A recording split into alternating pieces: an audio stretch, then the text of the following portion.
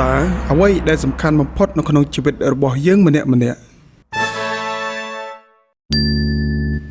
នុស្សមួយចំនួនគិតថាលុយឡានផ្ទះវិឡាគឺសំខាន់បំផុតនៅក្នុងជីវិតរបស់ពួកគេមិនខុសនោះទេចម្លើយពិតប្រាកដគឺខុសគ្នាទៅតាមមនុស្សនីមួយៗប៉ុន្តែយើងសង្កេតមើលពីបទពិសោធន៍ជីវិតរបស់មនុស្សរាប់លាននាក់ទាំងនៅកម្ពុជានិងលើពិភពលោកមានចំណុចស្នូលមួយចំនួនដែលលេចធ្លោជាងគេគឺ1សុខភាពគ្មានអ្វីសំខាន់ជាងនេះទេ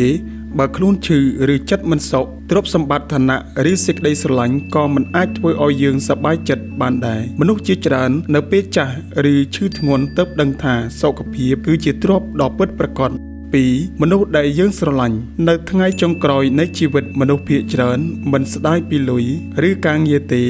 គេស្ដាយតែមិនបានចំណាយពេលវេលាគ្រប់គ្រាន់ជាមួយមនុស្សដែលខ្លួនស្រឡាញ់គ្រួសារនិងទំនាក់ទំនងល្អគឺជាប្រភពនៃសេចក្តីសុខពិតប្រាកដ3ពេលវេលាលុយអាចរកបានមកវិញប៉ុន្តែពេលវេលាដែលកន្លងផុតទៅហើយគ្មានថ្ងៃត្រឡប់មកវិញនោះទេ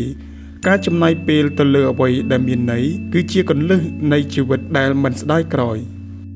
4បំណងអត្តន័យក្នុងជីវិតមនុស្សដែលមានអ្វីមួយចំនួនធំជាងខ្លួនឯងដែលត្រូវធ្វើឧទាហរណ៍ចិញ្ចឹមកូនឲ្យបានល្អជួយសង្គមបង្កើតអ្វីមួយឲ្យមានតម្លៃឬគ្រាន់តែរស់នៅឲ្យសប្បាយចិត្តជាធម្មតាមានអារម្មណ៍ថាជីវិតពេញបរិបូរណ៍ជាងគេ5សន្តិភាពក្នុងចិត្តនិងការគិតវិជ្ជមានចិត្តសុខសន្តិភាពគ្មានការប្រៀបធៀបខ្លួនឯងជាមួយអ្នកដទៃនិងការទទួលយកខ្លួនឯងគឺជាគ្រឹះដែលធ្វើឲ្យអ្វីៗផ្សេងទៀតមានរសជាតិមនុស្សខ្លះនិយាយថាចិត្តគឺជាអ្នកគ្រប់គ្រងពិភពលោកទាំងមូល